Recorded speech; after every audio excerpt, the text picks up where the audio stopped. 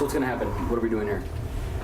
Oh, we're giving a talk here at Lauterstein Conway Massage School to the students in class about being a sole proprietor, which means that other people are talking about working at spas. Representatives from Massage Harmony, Massage Envy, other local spas are coming in. I'm coming in to talk to the students about being in private practice and how to build that.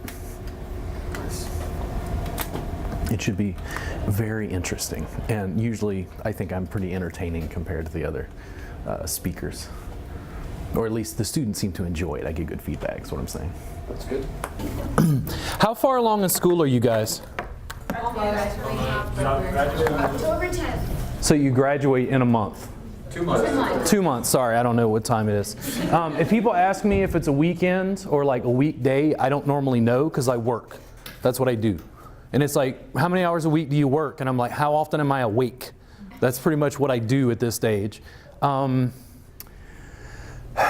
guys have 2 months left. You've covered the bulk of like Swedish and deep tissue in school, right? As far as technique is concerned. You've done some business stuff, I'm sure. This is the last business class. Yeah, okay. And then most of the people who've talked to you this evening, do they work for facilities or do they work for themselves? Facility and one for themselves. Okay, one worked for themselves? Yeah. Who was that? That was Tom. Tom? Okay. Franchise owners. 2 franchise owners. What franchises were here? Elements? Massage Heights. Okay. So I'm going to go over something real quick just because I want to make this real clear. When you work for yourself, why do you choose to work for yourself? What did you say? More control. More control. I like that. More money. More money. Ooh, hopefully. Hold on. And what? The scheduling. Scheduling, because you control your schedule, right? Like if you're the boss, you can do whatever you want. But nobody wakes you up in the morning, nobody makes you do anything, right? If you go work at a facility, here's the challenge, and this is what I see across the industry. This is like 100% of what you could make. That's your pie, okay? If you work for yourself and you have a client, how much of that pie do you keep? No. You have to take out taxes. You have to take out, if you have a facility, you guys were asking questions about setting up chair massage, and do you get arrested? And then can you write that off on your taxes because you're engaging in, I don't know, commerce in a way they don't allow? I don't know. Because that's the thing, like I spend a lot of time looking at regulation because I don't do massage anymore. Because I created something new that the public doesn't recognize as massage. As I kept pushing the edges, the body work became more weird, but the clients were getting better. And I followed the clients, and then everybody went, what the hell is this that you're doing? And I'm like, improving the world. Make sense? Yeah. The challenge is when you go work for a facility, how much of this pie are you going to keep? Probably 37%. A slice. 30%. Okay, so I'm gonna tell you this straight. I think 50 to 70% is going to go to the facility owner. And when I say facility owner, I don't mean that in a disparaging way at all. I just mean that if you work at, was it Massage Heights that was here in Elements? They're typically not going to pay you. So if they charge 60, you might, if you're lucky, make 30. And then out of that 30, they're still going to take taxes out, right? Okay. You have to abide by their rules, regulations, whatever else. I kept butting up against that, and I always wondered, why do therapists do this? Why do you work for somebody else? What? They don't have to worry about paying rent. What was the first one I heard? Ease. It's convenient. It's convenient to not buck the system, right? It's convenient. I work 80 hours a week for a reason. It ain't convenient. Okay? I keep all of this, but I've worked 60 to 80 hours a week for probably 7 years. And I'm still at it because I'm trying to build to something new that confuses massage therapists. Not just the public, it confuses people in my industry. Massage therapists would get a session with me and freak out and say, I don't understand what you just did. Now, what is massage? What facets does the public think of as massage? What's a characteristic of massage? What is massage in the consumer's mind? Lying on a table. Table. Tables first. It is table-based. is on a table. What else? Relaxation? De-stressing? What else? What other characteristics? What do you... Touch. There's touch, there's recovery, cream. Yeah. Cream on what? On skin. Skin, nudity. Table, cream, glide across skin, and nudity. Those 4 components are the bulk of what people in our culture consider massage. And I came in, and as I worked on my own health and I worked on clients, I questioned the fundamental underpinnings of what I had been taught. And I said, why do we work on a table? Heresy. Why do we use so much cream? Heresy. Why do we use so much glide? Heresy. How dare you question, why are the clients naked? Why don't we keep them clothed? They're like, what the hell are you talking about? If you get rid of the table, and you get rid of the cream, and you get rid of the glide, and you get rid of the nudity, what the hell is that? Is it massage?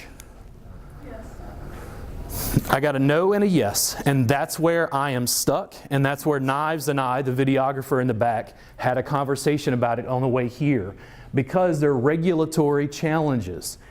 My sessions that I call a reboot are 3 hours long. I charge $240 a session for it. My clients are clothed on a mat. I have a suspension system, and I can do double-footed compressions on my clients. They freak out about how effective it is. I have been unable up to this point to get massage therapists on board because they do not recognize it as what they were taught in school. Now, when I started, it was Thai massage, which was mat-based. As things continued to grow, I spearheaded that niche. I had to spend 60, 80 hours a week making videos, content, social media content, information, because I had to market what I was doing because no facility would allow me to do what I was doing. This facility that wanted to pay me 50% would not allow me to do a 3-hour session that was clothed on a mat with a suspension system, advanced abdominal work, no way, no how. They're like, we don't know what that is. Make sense? What happened though is it stood out, and the people who liked it really liked it. And I started to amass a bit of a following, a bit of a fan base, and I kept hitting regulatory challenges because I can't travel state to state without having a new license in another state to go teach. Just like you guys are asking if you can put out a chair and do chair massage without getting arrested. Now, it's apparently legal to bum for change off of the interstate, but if you engage in commerce in the wrong spot, we have to ask questions about whether you're going to get arrested or not. You, as a massage therapist, when you get out, you can go the convenient route, and this is the cost. 50 to 70%. It is convenient, okay? It takes work to do what I'm doing, but it is working, and I pay my bills. And I take care of my family, and I get stuff done, and I help clients, and I build what I'm doing, okay? But it has to stand out. If you go out and you do work that is composed of table, cream, glide, and nudity, people recognize it as massage, and here's what they want to know. When your massage, if you're in private practice, what are you going to charge per hour? Private? You. 75, 80. 75, so we'll say 80. He's going to charge $80. How much does Massage Envy charge for a massage? 50? 60? There's a $20 difference between 60 and 80. All the customer wants to know is, why do you charge $20 more per hour? I can come to you, please. Okay. Do you tack on a fee for that additional? Maybe not. Maybe not? Okay. Because here's the thing. What massage therapists are doing is they're selling massage, and then they're wondering why they can't compete with Massage Envy. Because in essence what you're doing is you're making a hamburger and you're trying to compete with McDonald's. And you're like, I can sell a hamburger cheaper than McDonald's. And it's like, no, you can't. McDonald's has questions of scale and branding that you do not have. So I had to stop doing massage and start rebooting my clients because I delivered a service they could not get elsewhere. Right? Now, you guys are getting ready. You have 2 months left. How long have you been in school here? Since April. How many months is that? How many of you have been to Thai Massage Jam that's at this school once a month? How many of you have heard of it? Deep breath, Robert, deep breath.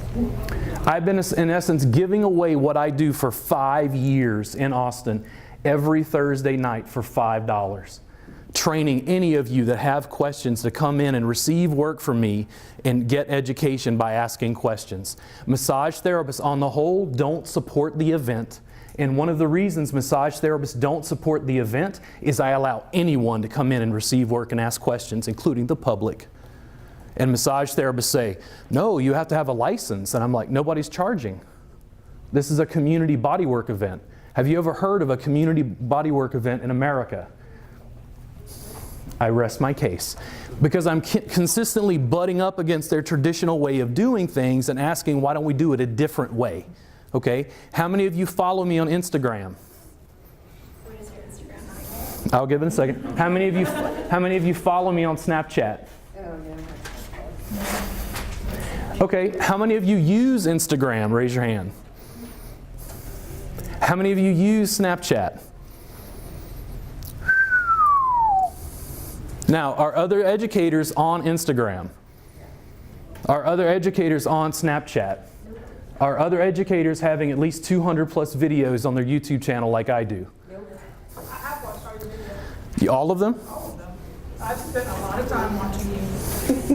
One out of this entire room. How many others of you have watched any videos on my YouTube channel? How many of you downloaded the free workbook on my website?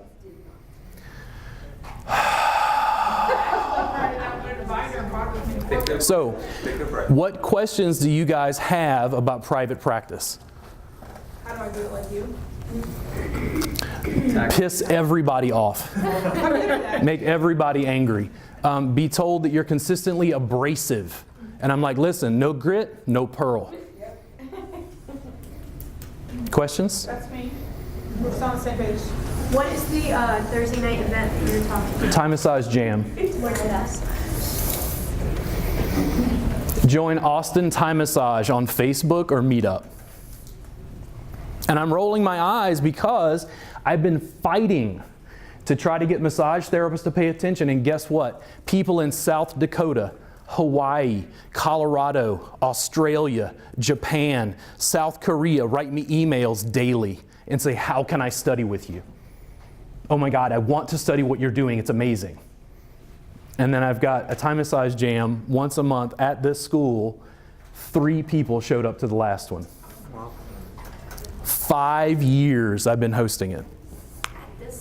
Why are you persistent? Why don't they advertising it? It's on the wall. It's on the wall. What other questions do you have about private practice? Taxes. What about it?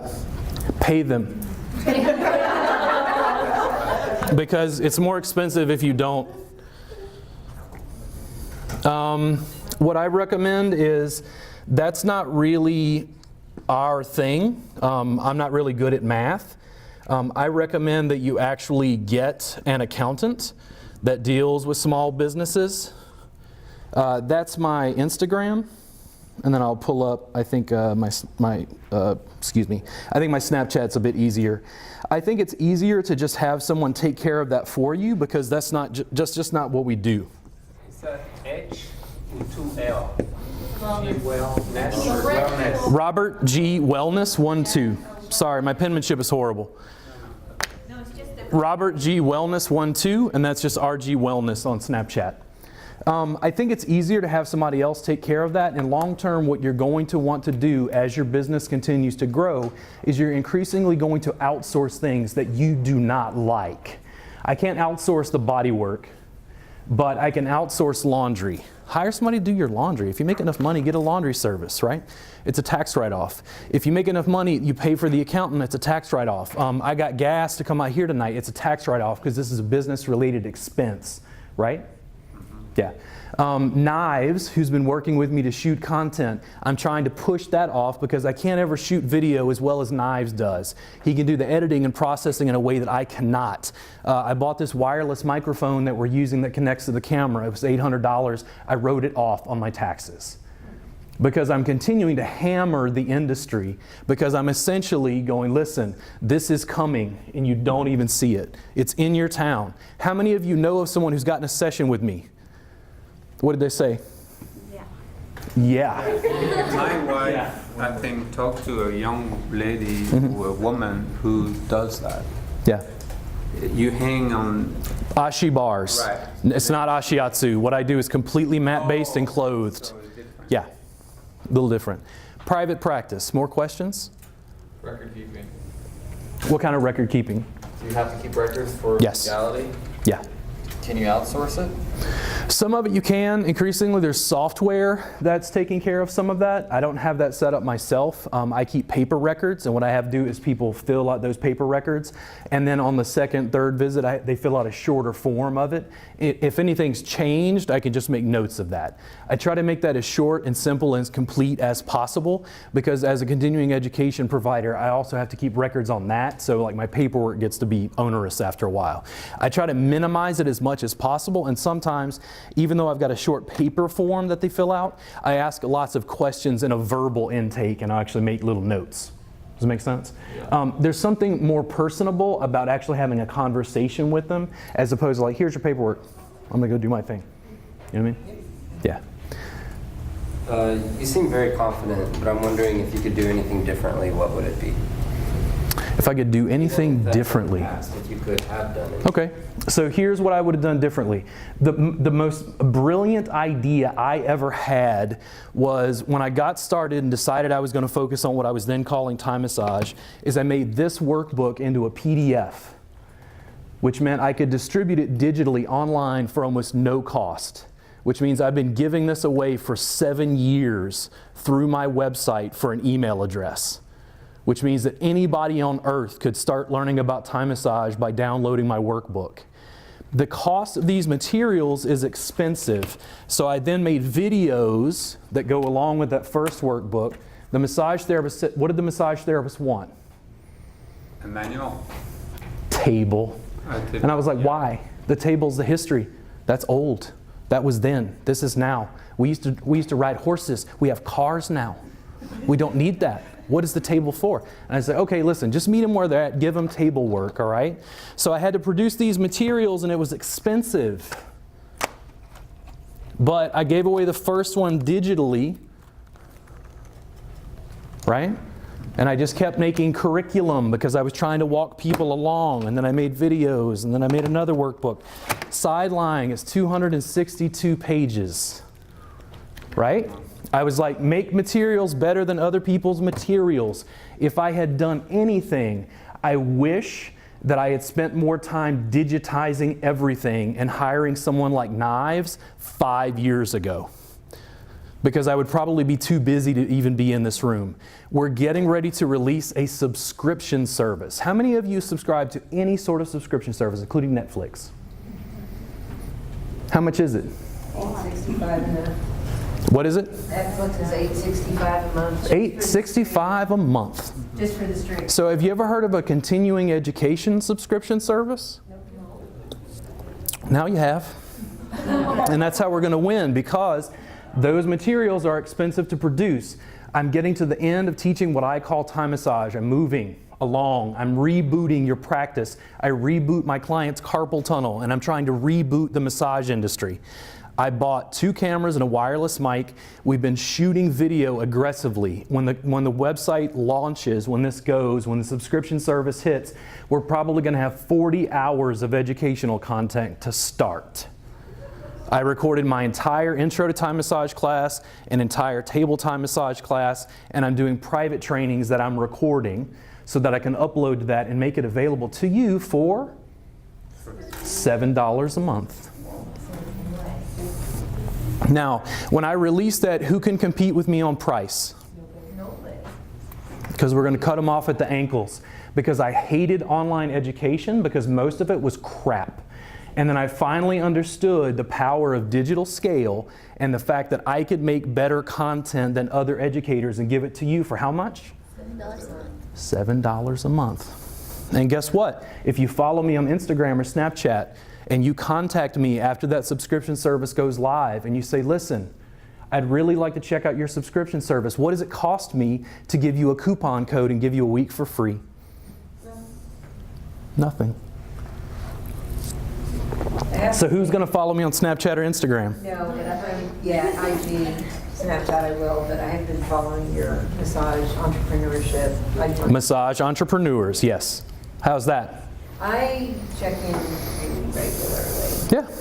Because we were having discussions nobody else in the industry wanted to have. And people were getting angry at me because I was providing advice. And they said, you didn't go to marketing school. You have to have a marketing degree to run a business now? No. I was like, I learned marketing from Easy-E. You sell crack, you make some money, you reinvest, you make albums. Nobody had to tell him how to do it. He figured it out. Hustle, street logic, right? The whole thing is you as independent massage therapists, when I talk about this, it's hard for me to separate like my own emotions from my story because I started at a Steiner school. I was 22 years old. I was hit by a drunk driver. I had chronic pain. The doctors took x-rays and said, you're fine. And I said, I'm gonna have to stick needles in my arm to make life bearable. I need help. And they're like, there's nothing wrong with you. That's how I wound up going to massage school. And as I kept digging, I always wound up digging up to the edges of the industry. It was like craniosacral therapy, Thai massage, getting into yoga. And it was like, wait a second, there's all this other stuff going on that the massage industry isn't looking at. There's all this other work, body work. It's because yoga isn't massage, right? Yoga isn't massage? Who told you that? Who of you does any yoga regularly? It depends on your intention. Okay, so if my intention is to thwart state massage laws, can I just call it yoga? Passive yoga? Oh, she laughs. So we'll just change the name, right? Works fine? You are going to have to hustle and you are going to have to make yourself stand out. When you guys get out of school, here's the thing. You've all been basically trained in the same school with relatively similar information. What's the difference between your massage and your massage? She's already trying to stand out. She's like, I know biodynamic craniosacral therapy, right? But the thing is, as a niche, that is your niche. That's what you have to write articles about, make videos about. And authentic movement. Yeah. And also, But you and you and you and you, what's the difference to the consumer? Nothing. You have to specialize. And when I tell massage therapists that, they are inordinately confused. Listen, if you like myofascial release, do not go out and sell massage. Go out and sell myofascial release sessions. Because you can charge more for it and it is a specialty, which means that people can find you. When I started selling Thai massage, it took like 4 months and all of a sudden I got a phone call from a guy in San Diego. I quickly made the appointment and when he came in, I was like, hey, you're from San Diego, right? He's like, yeah. I'm like, why did you make an appointment with me? And he's like, oh, well, I live in San Diego and I have a business thing here and you came up on the first page of Google. Why? Austin Thai massage. Because I picked a niche. Biodynamic craniosacral therapy. Niche. Myofascial release sessions. Niche. Who's looking for massage? And when they think massage, where do they think to go? The big chains. I want a hamburger. Where do you go? McDonald's. What? McDonald's? This is Texas. You better go to Whataburger. If we catch you going to that In-N-Out, we'll say bad things about their fries. I go to Five Guys. Yeah, Five Guys burgers, fries. Brands. Brand is a big deal. Massage Entrepreneurs, which this young lady mentioned. Massage Entrepreneurs is a Facebook group that I started years ago where I started asking these questions publicly and irritating everyone, but also amassed a following because people were not discussing the things I was talking about. I was heavily using social media YouTube videos, Instagram, Twitter, Snapchat, obsessively, and people kept asking me why. A gentleman who was on the group, I started telling him, listen, this is the golden age of Facebook ads for massage therapists. I was like, if I ran any ads right now, there would be Facebook ads with a video in my location. And this guy said, why? And I was like, why would you not put an ad at the Super Bowl at the halftime show? Because people are going to see it. It's like Facebook allows me to narrow my audience to Round Rock, where I live. It allows me to select that audience to see that I exist there. That same gentleman now teaches a course on Facebook ads for massage therapists because he finally understood what I was saying and he jumped the gun because he was looking for something new to sell. Does it make sense? Things are continuing to evolve. The problem and challenge that a lot of massage therapists have, in my opinion, is because school owners grew their businesses in the age of the Yellow Pages. Have any of you ever read the Yellow Pages? Yeah, in the past. Usually long enough so I can chuck it in the trash, because who uses that anymore? They use Google, right? Yeah. So I make YouTube videos. Students would ask me, why do you keep making YouTube videos? Who owns YouTube?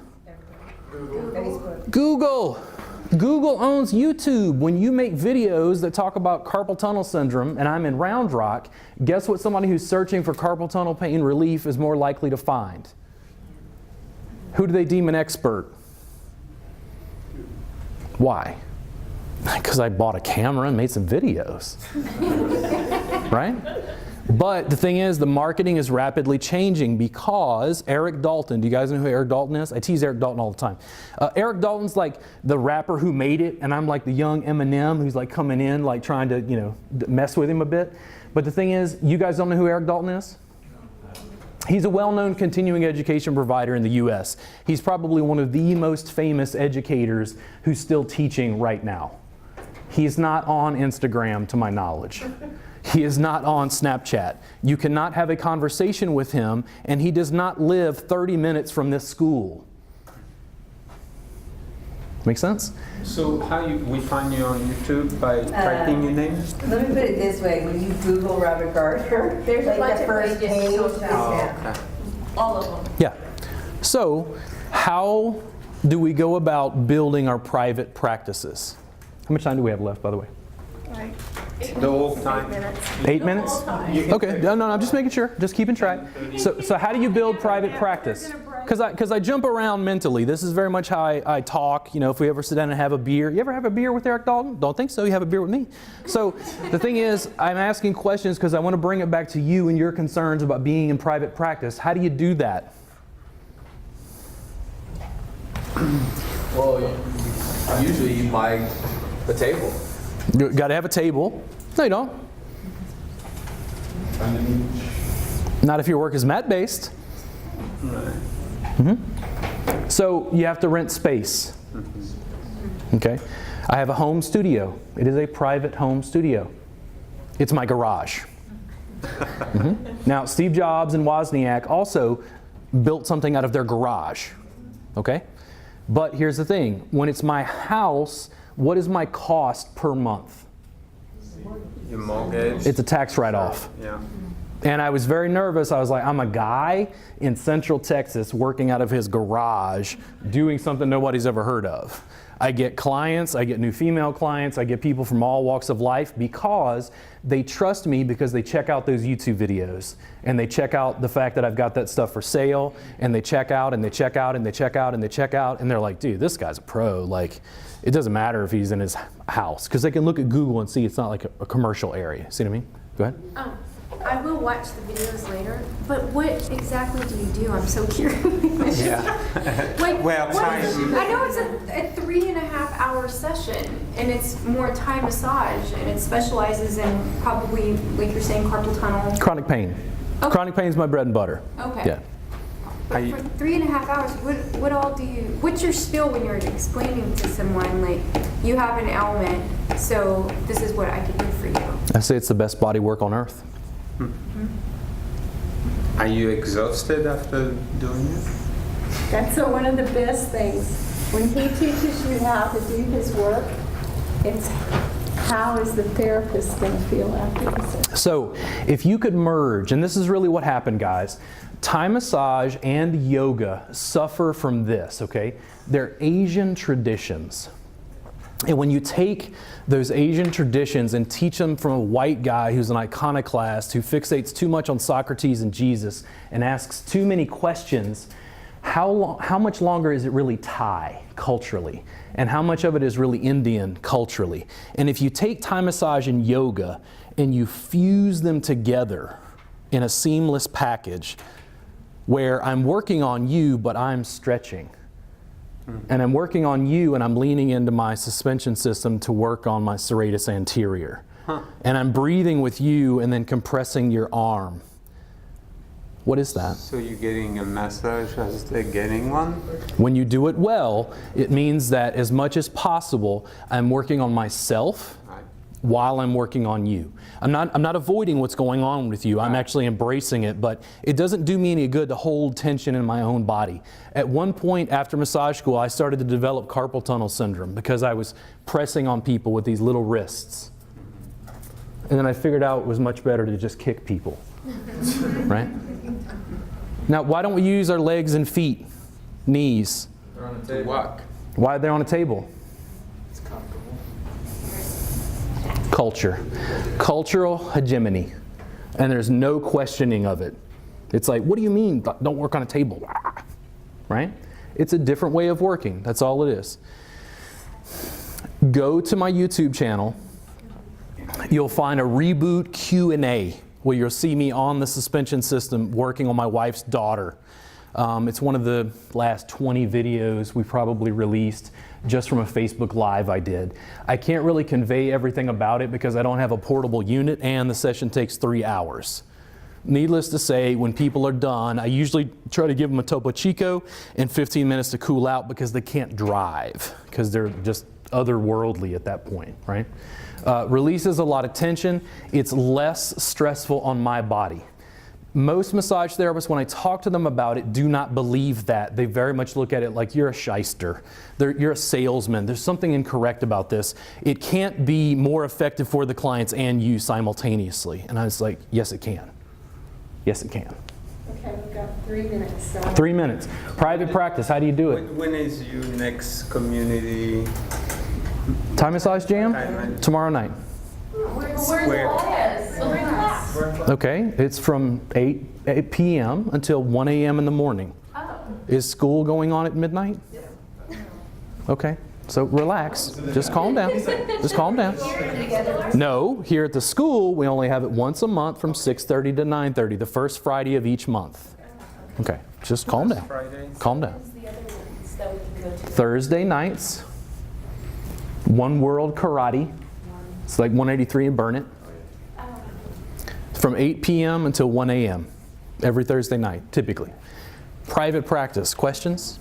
What time again, first Friday? 8 p.m. No, first Friday of each month. That's here at the school, 6:30 to 9:30. Would you? How much should you invest in marketing when you're first starting? How much can you afford to invest in marketing? And that's more your question. When you invest in your marketing, what are you trying to do? You're trying to make profit, right? So the thing is, let's say you have $1,000 and you invest that $1,000 and that first month you make $1,000 in new clients. Are you okay? No. Why? Because you're afraid to lose. You're not getting these clients to come in again? No, you got to look at it that way, right? I had more money, I had more time than I had money. Thai Massage Jam came out of the fact that I had more time than I did money because I could give away education nearly for free because I couldn't afford ads, right? But then ads started to become YouTube videos and free content that I was consistently floating out. We talk about this stuff consistently on the Massage Entrepreneurs group. If you have any questions for me, let me know. I can't say how much you should spend on your marketing because it depends on what you are trying to do. I know that you cannot beat Massage Envy's ad budget. What's been your largest learning curve of owning a private practice besides this? Learning curve. How to stay married and run a business. Yeah, because my wife is like, listen, you got to get rid of this other woman. She's pissing me off. Like, I would like to have a husband again because I'm so obsessive about my work. Okay, about the business. Yeah. Yeah. Specifically, learning curve about the business. Learning curve about the business. It has very little to do with what you know. It has everything to do with who you know.